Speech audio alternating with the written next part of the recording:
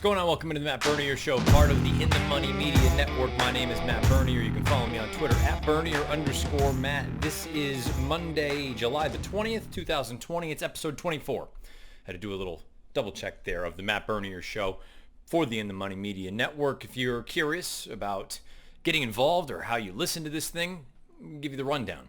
You can find this podcast in a number of different spots. If you're looking audio only, you have Apple Podcasts, you have the Android devices, however you find your podcasts over there.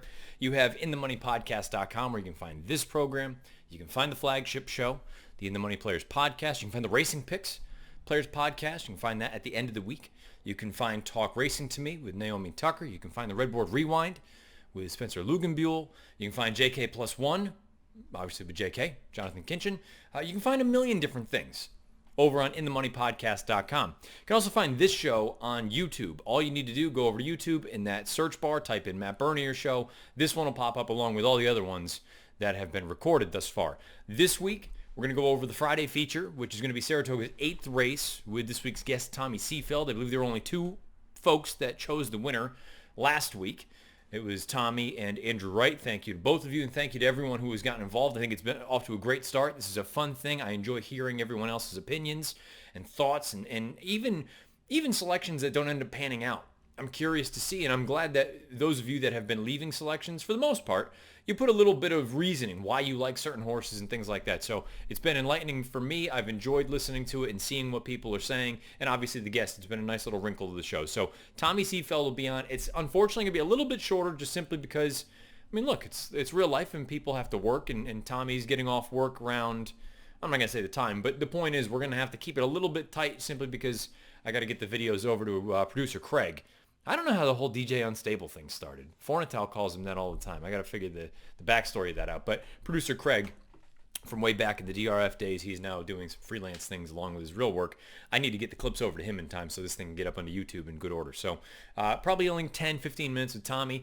Outside of that, I'm going to very briefly touch on two races, and only two races. I know it was opening week at Saratoga. I know there were stakes races all over the joint. The Haskell and the Coaching Club American Oaks. Because I saw a number of different things and opinions about what people thought of the two races. I'm going to very briefly touch on those. That'll be at the end of the show.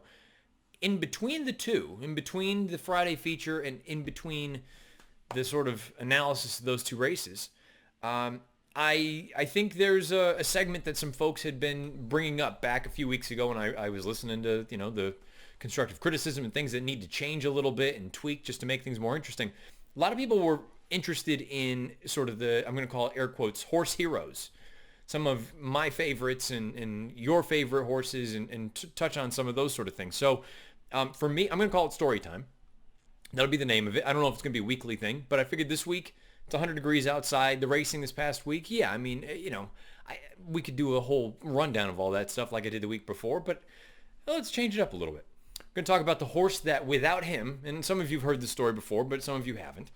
Without this individual horse, none of this stuff, you don't listen to me, you don't hear from me, you don't see me doing any of these things. Without this horse, this one horse. So we'll dive into him. He'll be part of story time. And at the very end of the show, a quick Q&A, because there were a few interesting comments that I felt like we should probably touch on. If you're interested in leaving a comment for Q&A, or you're interested in getting involved potentially for next Monday's pod about being on for the Friday feature, talking about a race from wherever it may be, you need to leave your selection beneath the video player on YouTube. It's the only place that I'm going to take any kind of correct answers. And like I said, if you're interested in sort of the Q&A piece, I get it. Twitter, it's there, at Bernier_Matt. A lot of stuff goes on over there, though. Leave it beneath the video player on YouTube. It's the easiest place for me to go and see things. So let's roll it now into the segment with Tommy Seefeld. We'll be talking about the 8th race at Saratoga on Friday, full field on the main track. No, it's not the stakes race, but I think it's an interesting one, and we'll see what Tommy has to say. So here we go. Friday feature time. If you're interested in getting involved for next week, you need to pick the winner of this race, Saratoga's 8th. Leave it beneath the video player on YouTube. Let's see what Tommy Seefeld has to say about this week's Friday feature. All right, Friday feature time. Last week's race up at Saratoga, Tommy Seefeld was one of the folks who correctly identified Chad Brown's horse, Indian Pride, to get the job done. Tommy, well done. Tip of the cap to you. First things first, thank you for doing this. On the heels of that, I know we got to, figure out schedules and make everything work. I'm glad this could happen. And again, thank you for making a little bit of time. Yeah, I really appreciate you working with my work schedule too. I know you normally do these types of things in the morning, but I appreciate you waiting until the afternoon so I could pop on. Of course, and I think if people continue to enjoy this sort of segment, I'm more than willing to be flexible. That's the whole point, is just try to get as many people involved. For the listeners, for the viewers, whoever's checking this thing out, however they're checking it out, a little bit of background on yourself. Yeah, sure. So I am spoiled to actually live about 40 minutes outside of Saratoga. Oh, buddy. I grew up a little bit closer than that in a small town, Burnt Hills, New York. I live just outside of Albany now. Um, I don't think it really hit me until like my mid 20s how spoiled I am to have Saratoga like right in my backyard. So generally, when it comes to racing, I'm focusing on Naira, specifically Saratoga, when it's here. A little bittersweet that we can't be there for right now, but it's definitely exciting to have the meet started up and everything for sure. I was going to say, so for anyone like yourself that's reasonably close, sort of in that upstate area, and to your point as well, I mean, I didn't realize that I was spoiled. Everyone just assumes that like Suffolk Downs is my home track. The first track I ever went to was Saratoga, and that was the closest Yeah. one. Saratoga was closer for me, or basically equidistant to Suffolk compared to where I grew up. What is, is there, what's the overall feel up there? Because I'm going there in a few weeks when we've got an NBC show, but for the most part, I know how important it is to the area, and for it to not be going on, what's the sort of vibe? I think it's general disappointment, I would say. I mean, I saw the numbers that the handle is up, Yeah, so huge. for whatever that's worth. But man, the meat is such a staple of the whole capital region. I know like businesses in downtown Saratoga and stuff are trying to make pivots and plays and stuff to kind of see what they can do to bring people in, but obviously it's not going to be the same as the meet being open. I know from just a racing perspective, we're happy to have it back, but the general vibe is a little bit on the disappointment side. And I think something else too, and correct me if I'm wrong in this sort of assessment of the area, I think a lot of people that aren't familiar with Saratoga don't realize that it's also, I don't want to call it a college town, but Skidmore's right there, correct? Yes, So, yes, Skidmore's right there. It is like downtown Saratoga is active, and I think it probably would be in the summer without the racing anyway, but obviously the whole pandemic has thrown a completely different wrinkle into all of that life. Um, so it's tricky for sure. and that was, I remember talking with some different folks when we were unsure whether or not they were going to go up or they're going to stay at Belmont, whatever it was. And it was like, we're going to go up there, but it's not, everyone, it feels like whether you're at the paddock bar or you're in the picnic area, in the backyard, and you're planning on, okay, well, once the feature's done or once the nightcap's done, now where are we going to go? Are we going to go down to Carolina? Right. Are we going to go to, wherever it may end up being? So definitely a little bit of a different situation, but the fact that we are still up there at the spa, I guess that's a positive. And that rolls us into this week's Friday feature. And when I first contacted you, I recognize it's not the stakes race. It's not the quick call, but there's only 7 horses in that race. I haven't looked far enough ahead at the forecast just because I was traveling on Sunday. I don't know whether it looks like it's great weather or bad weather or whatever the case may be, but I do know the 8th race, you've got salty older horses.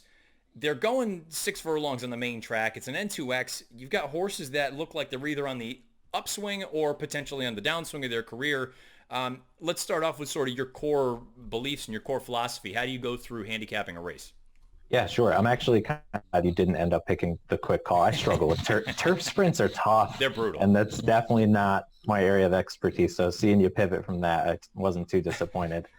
I usually start out trying to kind of map out where everybody is going to position themselves to start out the race. So I like to kind of try and paint a picture of on that first pace call where our horse is going to be sitting, and I kind of take it from there. If we've got multiple horses that want to be on the front, then maybe I'm looking for someone that can sit mid-pack or close. And after I kind of go through that, I'll start diving into truly who have these horses been running against, what type of figures have they been running, and that type of thing. But I'm kind of really pace driven, definitely to start out. Is it that way for both dirt and turf, sprint, route in general, just sort of kind of top to bottom, who's going to the front and then assess from there? Yeah, that's basically how I try and start it out. And just like I said, basically paint that picture of where are these horses going to be sitting and who might this type of situation favor, and then just kind of work backwards from there. Now, before we get into the nuts and bolts about specific horses in this race, I kind of to the point that I brought up earlier, the idea that some of these horses feel like you still may see a forward move in them as opposed to some of the other ones who are maybe getting a little bit long in the tooth. Perhaps they're going the opposite direction. At what point do you look at it one way or the other and say, you know what, this is a horse that's maybe not stepping up in class necessarily, but is taking on seasoned older veteran horses? Conversely, you've got those seasoned veterans who maybe the fastball instead of 95 miles an hour, maybe now it's only 92, but perhaps they can still get by. At what point do you sort of pivot from one to the other where you want the upside as opposed to the known commodity? I think at this point in the year, it's probably a little easier to take a horse that is maybe trending more in the right direction that might still have some upside than an older horse who has already run a couple of times this year, and you might already know, well, now we're looking at a 6 or a 7-year-old in July. Is there going to be a forward move there? So I think now that we're in the summer, I mean, if these older horses have had like 2 or 3 races already this year and just haven't had much to work off of, any type of, glimmer of hope that they've still got that fastball at 95, then I'm probably going to shy away. Now, I agree 100%. I feel like this is the time, whether it is 4-year-olds against, kind of what we're dealing with here, 5, 6, 7, 8-year-olds, or it's the 3-year-olds this time of year. To me, this is usually when you're going to get another move from some of those younger, more inexperienced horses, as opposed to those horses that they are what they are. And that doesn't mean that they can't win, but you kind of know what you've got there, as opposed to sort of the unknown commodity where perhaps they can take that next step forward. So getting into some of the horses here in this race, you've got an interesting runner on the outside for Diodoro, who's very lightly raced, but on numbers is relatively quick and strike that. You've got a horse like Free Enterprise for Chad. Whether you believe the horse is good enough or not, probably going to take money just because of the connections. And then to me, Hawaiian Noises, we've heard of him in the past. He's been out for Wesley Ward. Chateau is in here. You've got a number of interesting runners, including Mount Travers down on the inside. And I feel like he's going to be, I don't want to say the key to the race, but in many ways it feels like he is sort of the de facto horse who could potentially take that giant step forward. How did you necessarily assess the pace situation, and who were you looking at specifically in here? So from a pace perspective first, I think it's probably going to be a pretty reasonable pace. The 5 Chateau looks like he's just got one way to go, and it's going to be forward. One of those horses coming out of the service barn that is just like people need to decide what they want to do with them. The first start after that, his last race didn't seem the best. So I don't know if that's going to be, I'm kind of taking the stance with those horses that I'll let them see me one time before I'm going to plop any of my own money down on them. So some others that had some speed, like you said, the 9 Strike That, that's kind of the direction I was leaning myself. The trip that I was sort of envisioning was maybe the 2 Runaway Loot also seemed like he had a little bit of speed, and breaking from the inside probably has to go on with it a little bit. Mm-hmm. So I figured Chateau would probably make the lead with Runaway Loot sitting second, and then I was kind of hoping Strike That could be outside sitting third. He's shown that he can pass horses in the past. And just looking at the last race, got smoked a little bit by Volatile, but I think that's fine. Who hasn't gotten smoked by Volatile, it seems right, like. I know he's lightly raced, but boy, he looks like a serious horse. I'm hoping we see him on Saturday. Yeah. If he's going to go in the Vanderbilt, we'll see. I'm hoping for it because I want to see him run. So my eyes kind of went toward Strike That. You talked about the one Mount Travers. I kind of, after first looking at the race, was maybe thinking about grabbing a closer. And then I looked, the best 3 races for him are all on kind of like your sloppy, muddy surfaces. So, I mean, I didn't really look ahead at the weather too much, but I mean, it is hot out right now, and it's been hot.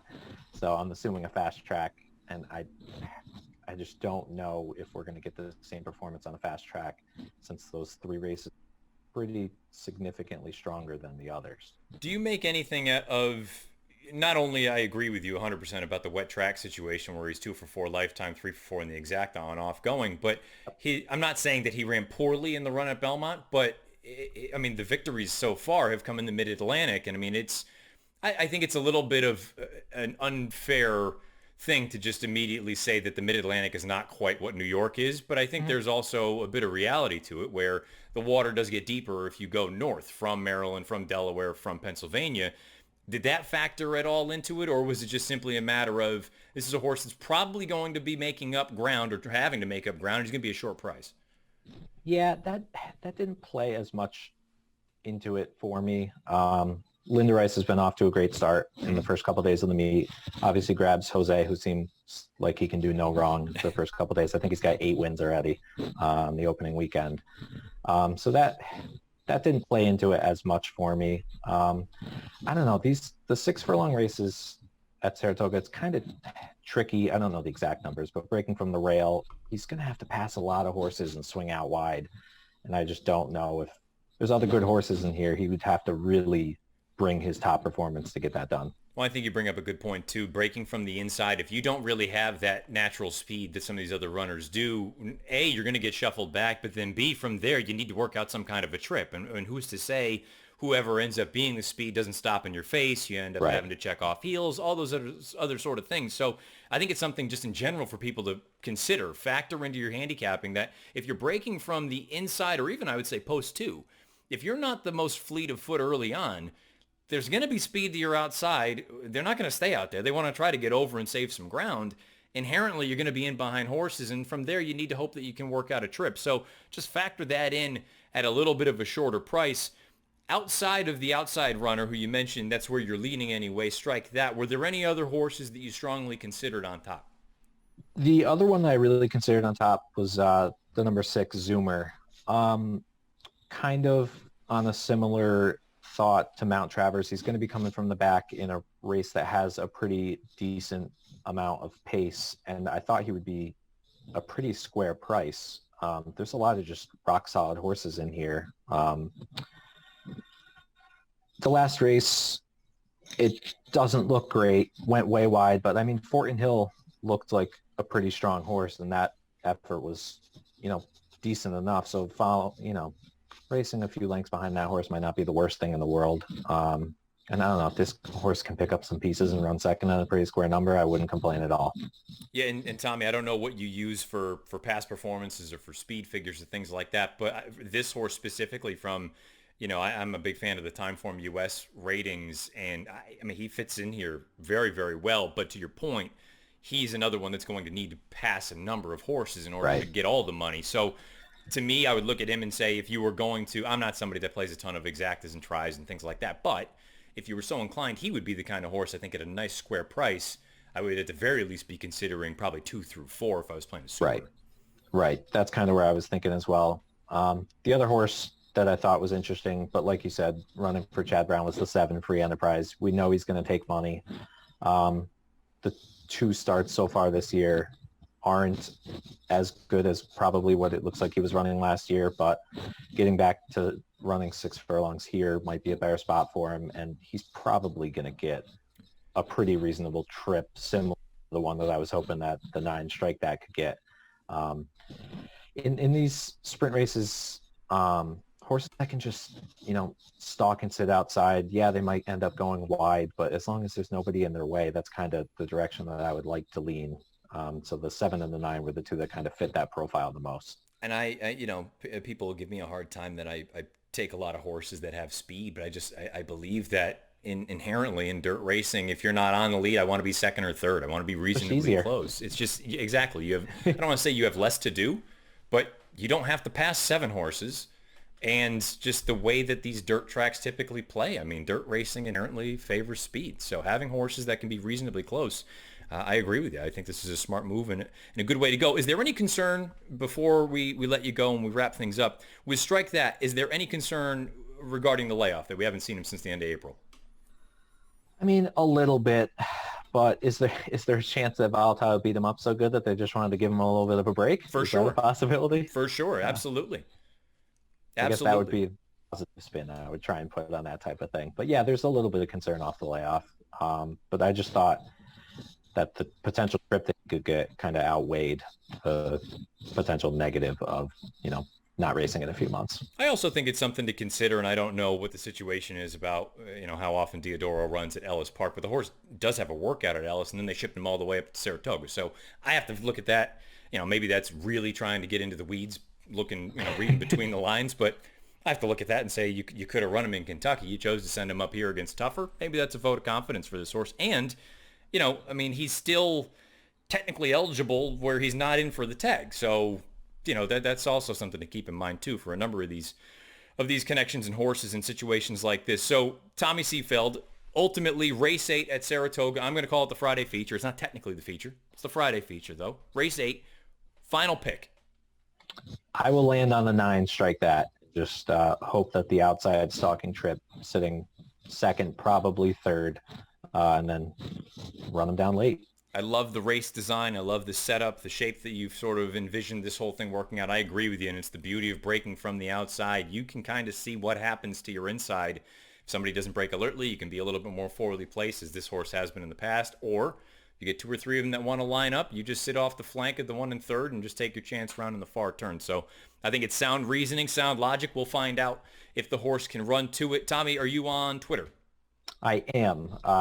Simple to find me. It's just at Tommy Seefeld. So Seefeld for the last name. Easy as that. Awesome. Tommy, thank you so much for the time. Congrats on last week. And maybe, who knows, maybe we'll be talking again next Monday if Strike That can get it done. And if there are multiples, then I'll get out the old Google machine and pull out some sort of a random number generator, and maybe you'll get lucky again in that situation. But well done last week. Thanks for coming on. I thought this was great analysis, and best of luck here. Yeah, I really appreciate you having me on, Matt. Thank you. Thank you again to Tommy Seefeld for helping out for this week and looking at Saratoga's 8th. That is going to be the Friday feature for this week. If you want to get involved and be in the position that Tommy was this week, what you need to do, submit your selection beneath the video player on YouTube. If you pick the winner and you were the only one, I'll contact you. We'll figure it out. We'll get you ready to go for next Monday. If there are multiple people that pick the winner, I will use the old random number generator. Whichever one it spits out, I'll give you a shout. If no one selects the winner, but you pick the horse that runs second, we'll just keep going down the list. I'll randomly draw from the second place finishers and so on and so forth. So thank you again to Tommy for helping out. And again, if you want to get involved, Saratoga Race 8 beneath the video player on YouTube. Now, story time. Take a seat, get comfortable, feel good. We're going to talk about the horse for me that started the whole thing. Without him, without Jerseytown, you're seeing his past performances right here. You're not listening to this podcast because there is no podcast, or if there is, nobody really cares. You don't get this, I'm not doing any of this other stuff without this horse right here, Jerseytown. Now, 2010 Cigar Mile. A few weeks earlier, the Breeders' Cup, I am at the Bradley Teletheater, the OTB in Windsor Locks, Connecticut. Anybody that's familiar with the Northeast, it's directly across the street from Bradley International Airport. Me and some friends go down, watch the Breeders' Cup, watch Zenyatta get beat by Blame. A few weeks later, I'm home at my parents'. I'm not betting the race, but I see this horse at 34-1 going out there and strutting his stuff and having a chance. And I go, look at this guy on the outside, Jerseytown. Now, in races that I don't bet on, I don't mind to see some chaos. And look, in races that I do bet, if I bet on the chaos, of course I would like to see it. But I'm watching this stretch run. I go, he's got a chance against some good horses. Vineyard Haven's in here, Girolamo. Hainesfield's down on the inside. It's a pretty good field. And look at this horse. Look at my guy, Jerseytown. Gets his nose down at $1,000,000 to 1. Pays something like $70. So I think that's kind of neat. I mean, I don't have any skin in the game, but all of a sudden I became a fan of his. I thought it was, you know what, cool, good on him. He got all the money, he got the shine for one day. Let's see what he does going forward. Well, you can see 2011 here. Okay, second runner-up in the 4, go behind a good horse in Jackson Bend. Don't want to take that away from him, but other than that, a bit of a dud. Didn't really do much. Couldn't warm up Uncle Mo, who freaked out in the Kelso in 2011. So, okay, fine. He had his day, and that was it. That was, that was his defining moment, winning the Cigar Mile. But not for me with this horse. We have more to go. We turn the calendar over to 2012. Season starts off a little light. Runs well enough in Sir Shackleton. 6.5, probably too short for him. Goes up to Saratoga after another bit of a layoff. Runs kind of a flat sort of situation there in the Vanderbilt. Next start, grade 1 Forgo. I happened to be up at Saratoga that day. Down on the rail, I like this horse. I go, he's got the back class. I know there's some good horses in here, but he's going to be a good price. And I got to give him a look. Got to give him a chance. I think there's a real scenario. Works out a really nice trip. I think he can pop here at a decent number. He goes off at 9-1. Now, I'm going to show you this as we go into and around the far turn. You're going to know he is in the pocket right now. This is the trip of all trips. I'll rewind it a little bit. Because he's down here. This horse right here. I know you just missed the top two. Pacific Ocean and MC. Jersey Town, though, has Edgar Prado aboard. Sit in the pocket. Everything's looking great. This was the day and arguably the performance that made me start to realize, there's something to this whole track bias thing. Because I didn't think inside was where you wanted to be at Saratoga this day. So you can understand, maybe in the heat of the moment I didn't believe this, but upon further review, and who knows, maybe if I went back now and looked at it, I'd think differently. But at the time, I said, you know what? I like this pocket trip, and watch this decisive move right now. Edgar's going to see a hole, and he's saying, you know what, we're taking it. And bang, he spurts through. I say, he's got a length on the field right now, turning for home. And the horse on the outside, his main competition, the favorite, MC, he's all out. We get a big chance here. We're going to get a $20 mutual. And then I look at it a little bit more after the race is over, and you can see my boy is just kind of in deep water. Also note the horse down at the back on the inside, not moving anywhere. The horses on the outside are the ones rallying. MC goes on, does his thing. Look, MC was a really nice horse. I don't remember if it was Kieran or if it was Saeed Ben Sarur or whoever had the horse. But MC was a good one.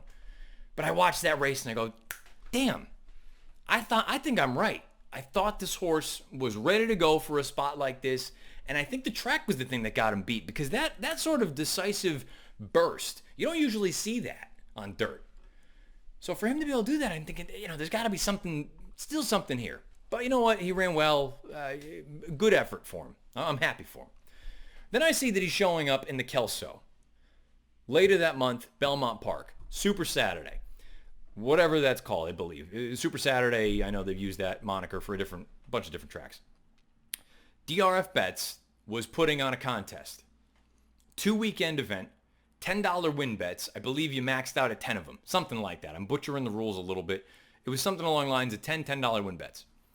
Top two winners, top two finishers, win seats to the NHC that following January. I've never played in a contest in my life. I have no interest in, I don't know anything about contests. But I knew I was going to bet this horse in the Kelso. Why? Not just because of what I thought I had figured out from the Forgo, but when I knew he'd be a good price because of the presence of two horses, and two horses specifically. And I'm not even including Tapazar. One was Shackelford, who, really nice horse. Probably a little bit underrated if we're being honest. But a really nice horse. I just didn't think he really enjoyed a wet track. Or a track with moisture in it, let's say. Belmont Park, they had some rain overnight. The other horse was To Honor and Serve. And To Honor and Serve was, to me, sort of the definition of the type of horse that if he got into a bit of a fight, he was going to pack it in and say, I don't want to do this. You allow him to get out there and strut his stuff, he's going to put on a show. You give him a little bit of resistance, no mas, I don't want to do this. So I kind of looked at those two things and said, well, those are reasons enough to be intrigued in seeing if there's an alternative. But when I knew Jersey Town was in there, I can couple those two things with the fact that I think he ran his eyeballs out in the Forgo, and I don't think he got beat. I think the track beat him. I put all those together and I say, you know what, we're going to get a good price. I'm going to bet him no matter what. And this contest is going on, so what the hell? We'll give it a shot.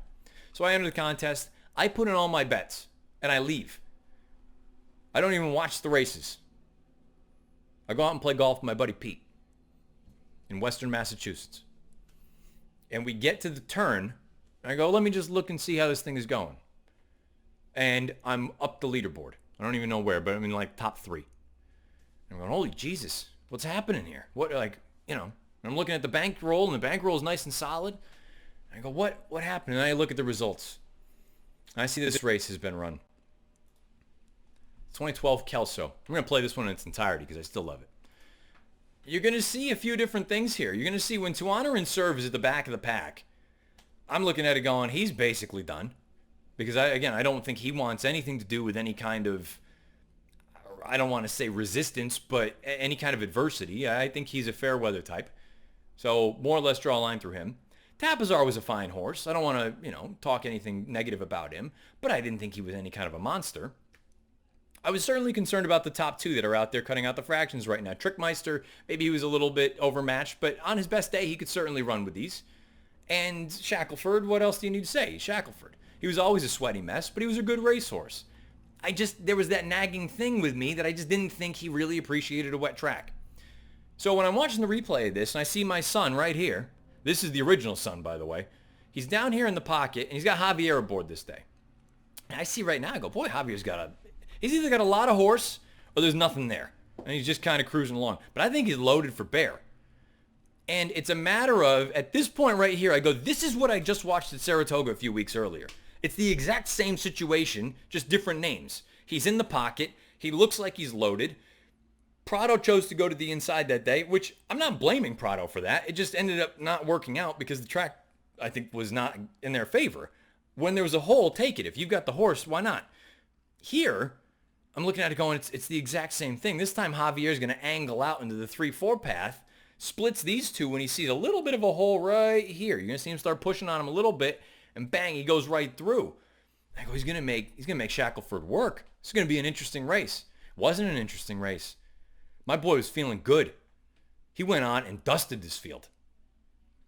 Dusted the field. Wins by what? I think 4 lengths, somewhere thereabouts. And at this point, I'm on the 10th hole going, what? Look at this. We're in the money. We got a shot.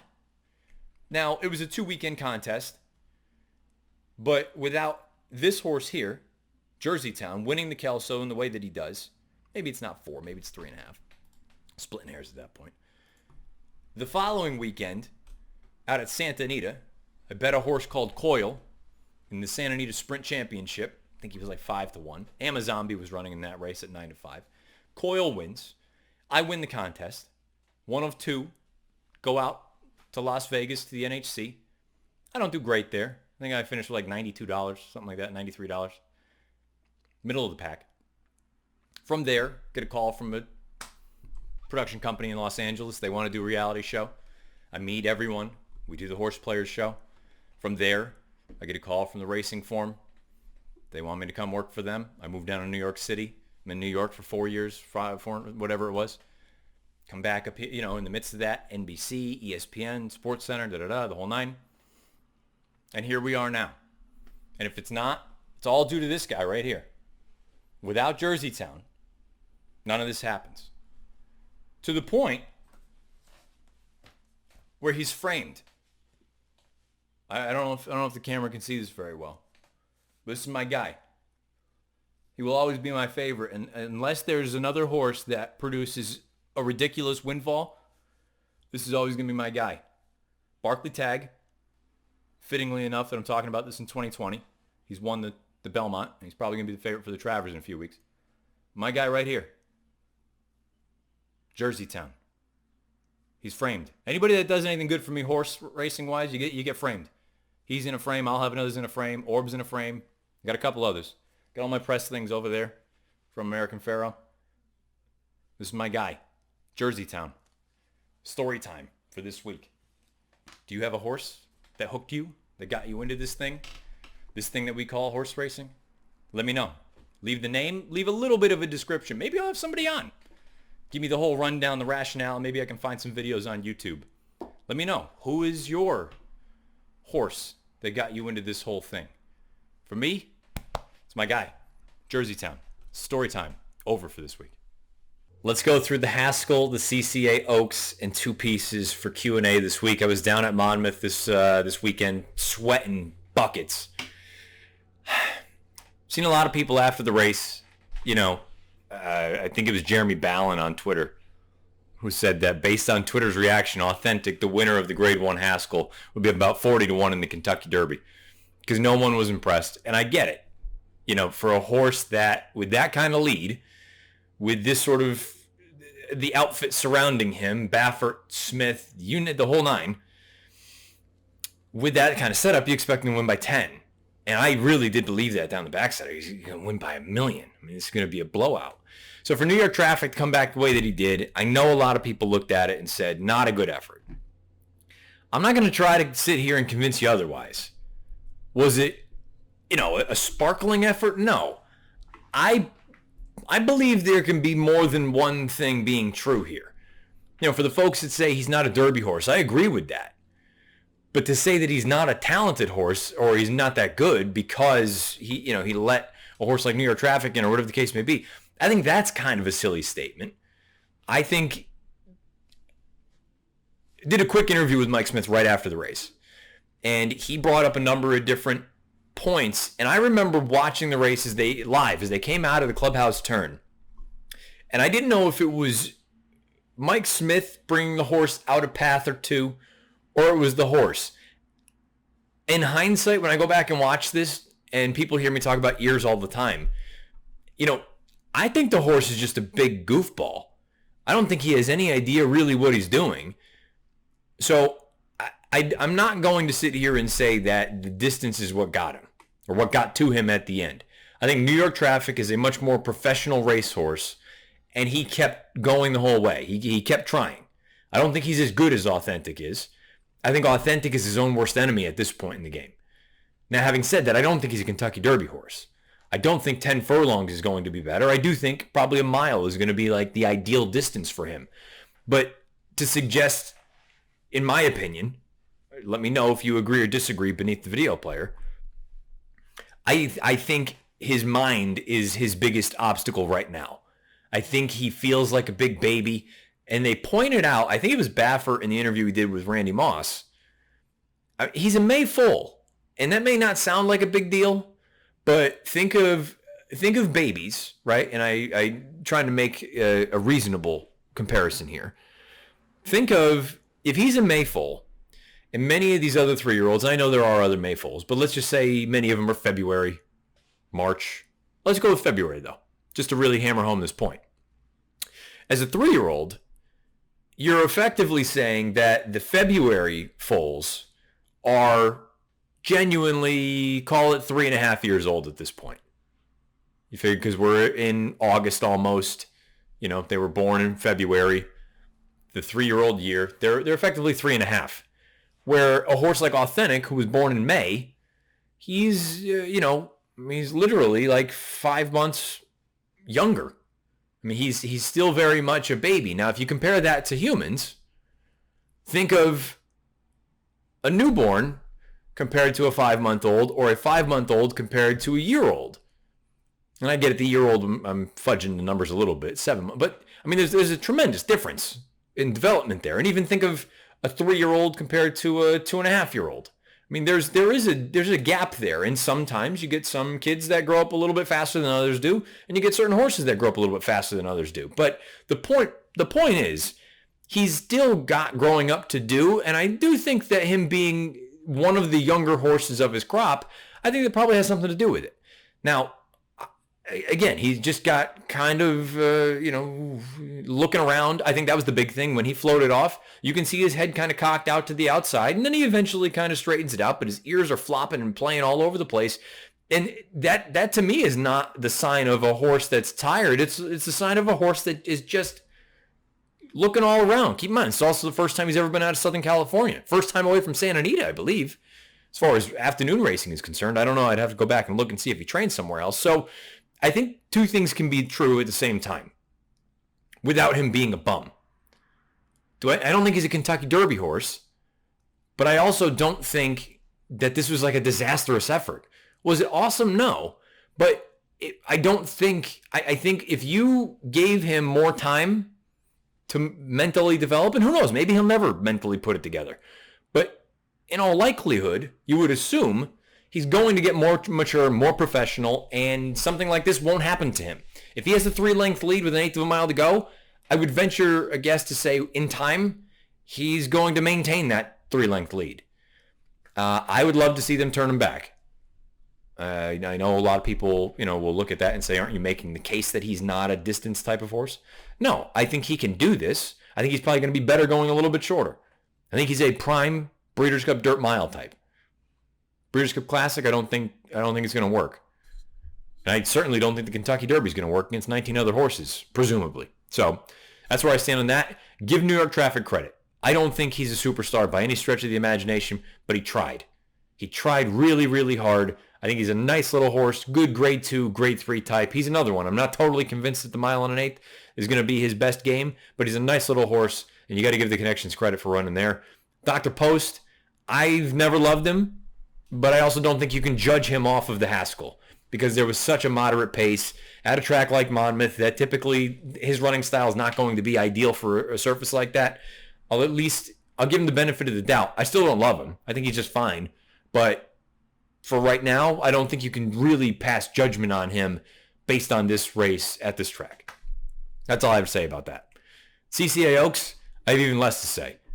I don't think Tonalist Shape is spectacular, but again, you shouldn't judge her off of the coaching club because getting pinched back early on, being a little bit keen, angling out into the clear, and being wide throughout and not kicking on, I'll give her a mulligan here, but I didn't love her going into it. I just don't think she's that good. I think she's fine. The problem is I don't think any of the girls in that race are very good, and I would be stunned if any of those fillies had any say in the result the first Friday in May at Churchill Downs. I'd be stunned. The other girls that are there would need to regress so much, and these girls would need to improve so much to have any sort of ramifications on the Kentucky Oaks, in my opinion. And I to be honest with you, I'll look it up right here on the fly. I don't even know what the figure came back. But when I just watched it, I said, I don't think we're seeing anything here. On paper, it didn't look like much. And if you want to say that perhaps the race turns out differently, if Tonalist Shape gets a better trip, and maybe, and maybe I'm just sort of stubborn in that I've never really liked her. I think she's fine. I mean, again, I don't. She does remind me a little bit of New York Traffic. She's fine. Good horse. Not a superstar. Of course, I'm typing in Tonalist Shape as I'm talking about. Let's see, Paris Lights. For a reasonably lightly raced horse, this wasn't a bad effort. I'm not going to sit here and totally dump on it, but your fourth lifetime start, sure, you're a grade 1 winner now. You're in 87. I think you're just going to need to do a lot better than that. And I know it sounds contradictory to what I talked about last week with my girl. She Dares the Devil, but I just... Visually, I've seen a hell of a lot more from She Dares the Devil, despite the fact that she hasn't run particularly quick, as opposed to what we saw from this year's CCA Oaks. If you agree, disagree, let me know for both of these races beneath the video player on YouTube. Now, 2 pieces from the Q&A for this week anyway. Let's start off with Rich Weaver, and this is almost going to go back, if you're curious, and you can listen to another sort of explanation on this whole thing in the Sport of Kings podcast that I was a guest on this past weekend. Scott Carson and Chris Larmy. Chris brought up, he asked me at the top about watching replays and what my sort of process is and the lead change piece.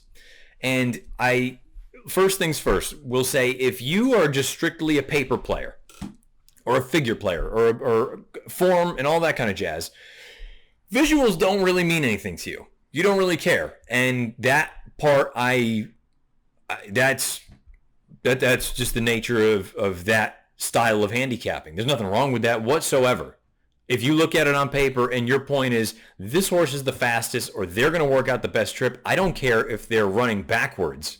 They're the fastest doing this, so be it. And that part, I'm not going to argue with that. I mean, that's how many people play this game successfully. If you're someone who is more into the visuals, that's when a little bit more subjectivity comes into it, as opposed to just the number is the number. So I answered Chris's question, and I'm going to answer Rich Weaver's question. Rich Weaver, Matt, I had a question that I'm sure you have discussed many times, but I seem to always miss it. What is the big deal with horses switching leads? The left lead in the final 16th for Art Collector, ? I've tried to dissect it myself, and I'm just not sure what the big deal is, and you refer to it constantly, so I know you feel it is a big deal. Please help me understand. Also, I'm a my racehorse guy and have Authentic. I need to give him a round of applause. He goes into speaking about Authentic, who he is now a grade 1 winner. So congratulations, Rich. As far as the lead change piece is going to go, and some of you have heard this already, so you can just quick fast forward a minute or two if you don't want to hear it again. Okay, the lead change thing to me is it can go a few different ways. For young horses, the big piece with a lead change or an unnecessary lead change or popping back to the left lead or whatever it may be, it's all about energy expended doing things. And I always try to bring up the comparison of mechanics for quarterbacks, for pitchers in baseball, for for somebody shooting a jump shot in basketball, men or women. Golf's a little bit of an anomaly, but the idea is if you do everything picture perfect from a mechanical standpoint, your mechanics are on cue, you're getting the absolute most out of what you have. And if you start doing things that aren't great mechanically, you're expending more energy than necessary. Now, some horses can get away with it, and some athletes, human, can get away with it just because they're that gifted talent-wise. From a horse standpoint, I think of Gunrunner. He can just do it because he's that good. From a human athletic standpoint, it only gets you so far. And I'm trying to think offhand of someone who had just horrific mechanics that it didn't come back to bite him in the rear end. I think of like a Tim Lincecum, for anybody that's a baseball fan. Tim Lincecum was about $150 soaking wet, probably about 5'9". And when he first was dominating, he threw, high 90s. But he had an outrageous move. Like an outrageous move where you looked at it and you said, his arm's going to fall off at some point. There's no way this is sustainable. And sure enough, his arm more or less fell off, unfortunately for him. So the point there is, if you have poor mechanics, you're going to use up more energy than you should to perform whatever move you're making. And it can also ultimately lead to an injury. And that's the other big piece for me with the lead change part. Okay? Not only could it be a sign of immaturity or, tiredness or things like that, but it can be a harbinger of things to come physically. So if a horse has done everything professionally, turning for home, they switch over to the right lead, and they stay on it, and they've done this their entire career, and then all of a sudden, in whatever race it is, or a workout or whatever, they hit the top of the lane, they change to the right lead, and at the 8th pole or at the 16th pole, they pop to the left lead, and they haven't done that in, I'm making it up, 25 times prior, combined races and workouts. That, to me, is not a good thing. Typically, if it ain't broke, don't fix it. Well, it wasn't, you get what I'm saying? Everything was fine. And then this happened. Why did this happen? Is it a physical problem? Are you trending off form? That sort of thing. Now, with a horse like Art Collector, and I'll also bring up a horse like Uncle Chuck, I'm going to, again, the subjectivity part of this becomes a major piece. I look at the two of them and say, especially with Uncle Chuck, but Art Collector can kind of fit this as well. They're still relatively lightly raced. So I think there's a little bit of immaturity. I think there's also a little bit of when you get that far ahead, and I was guilty about this with Nyquist, but there's also a part of me that feels like long term I was actually kind of onto something. But Nyquist would always pop to his left lead. And there were a number of folks that pointed out that he was just so far ahead, they kind of lose a little bit of focus. They pop to the left lead. They think their job's done. Fine. I will, allow that as an argument, and I think it's accurate to a degree with some horses. But at the same time, I still don't want to see it. I still want to see the best mechanics that I can, the most professionalism that I can. And again, does it mean that these horses aren't going to run big and win races and do X, Y, and Z? No, not at all. I mean, we've seen horses do things unprofessionally and get it done. We've also seen horses never change leads and be very, very successful. But that's not the norm. So I think of, let's just use college football, or let's just use quarterbacks. So two of the better college football players of my lifetime, and I would say probably over the past 50 years, especially at the quarterback position, were Vince Young and Tim Tebow.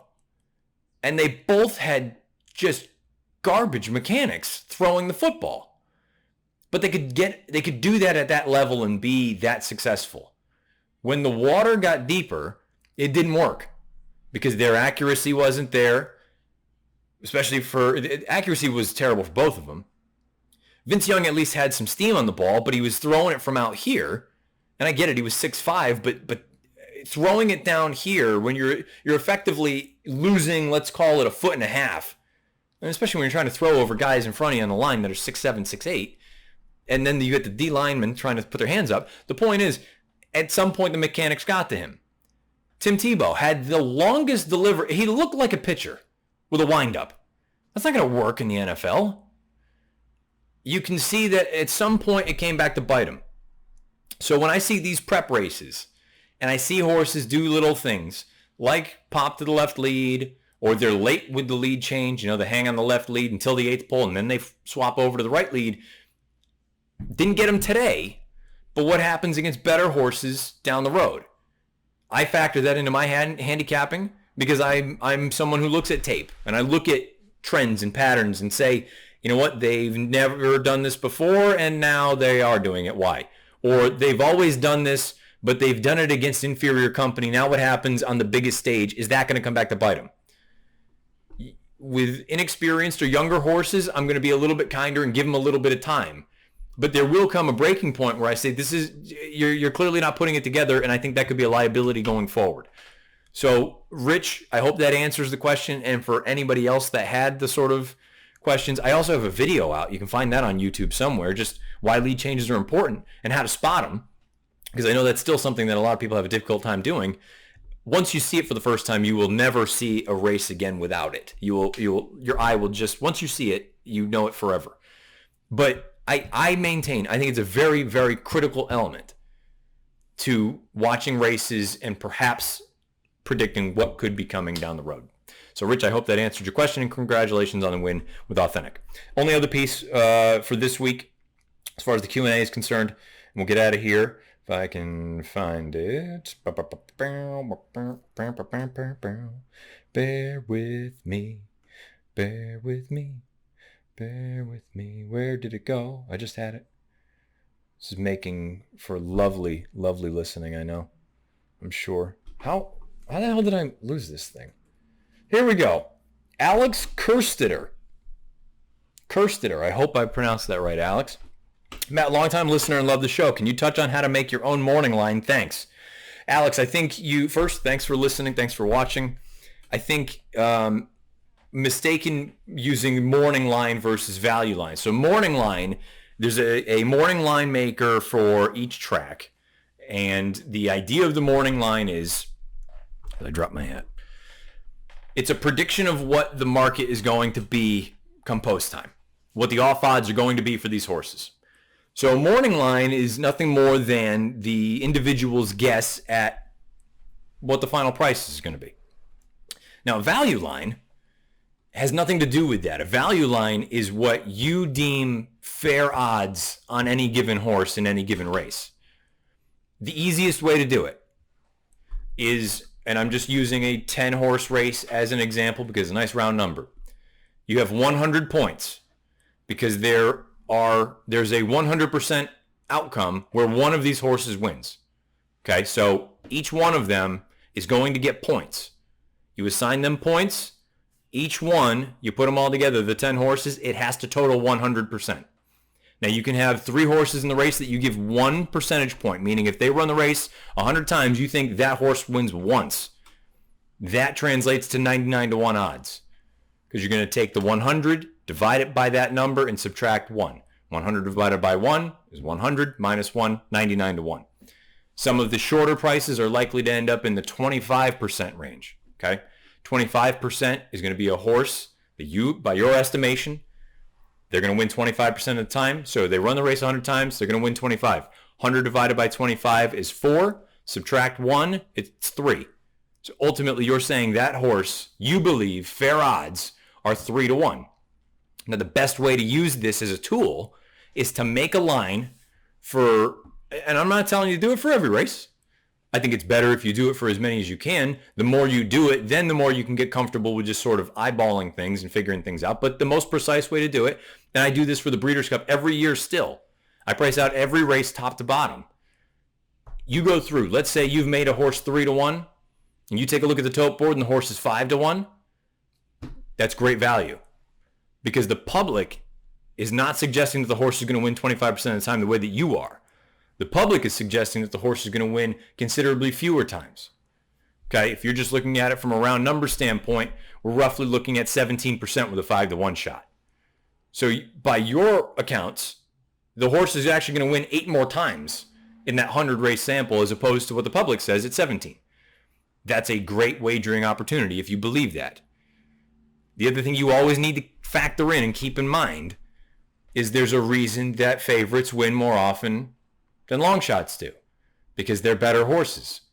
So don't go crazy by saying, just because you might like a longer shot in a race, don't give them more credit than they deserve. You can still really like a long shot that realistically should be, let's say, 15-1. But just because you like the horse, don't go overboard and say, oh, this horse is going to win. I'm making it up 8% of the time. That translates to 12-1 odds or 11-1 odds, right in that ballpark. You get into the half percentages. Don't get overzealous on the actual reality that a horse is going to win a race just because you like them. You need to be very objective with this sort of exercise to have any kind of success with it. So I hope I did a good job of explaining how you come to that conclusion. 100 divided by whatever you say they're going to run this race 100 times. I think this horse wins.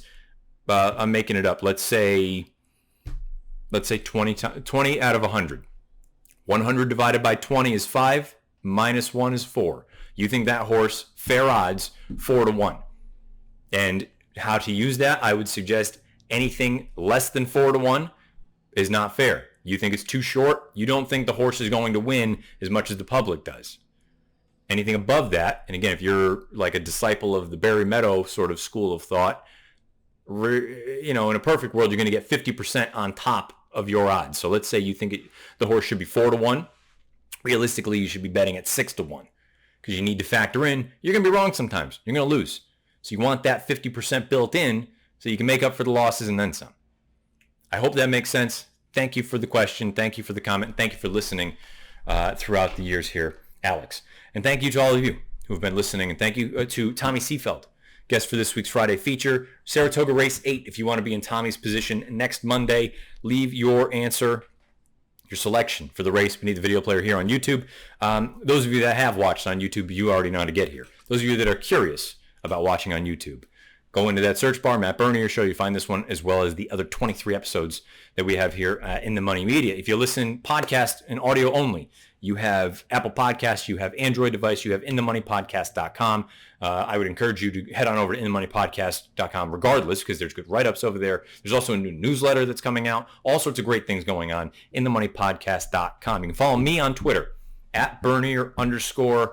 Matt, I will be back on Monday, talk about some racing, talk about some other stuff. If you have, story time. Horse heroes. Who's the horse that got you involved? Let me know beneath the video player on YouTube, as well as any other races or horses or thoughts that I may have missed, as well as Q&A. Got any questions? You want to talk? Just chop it up. Let me know beneath, and we'll fire it up for next week. So until next Monday, good luck however you play, whatever you play, and wherever you play. This has been episode 24 of the Matt Bernier Show.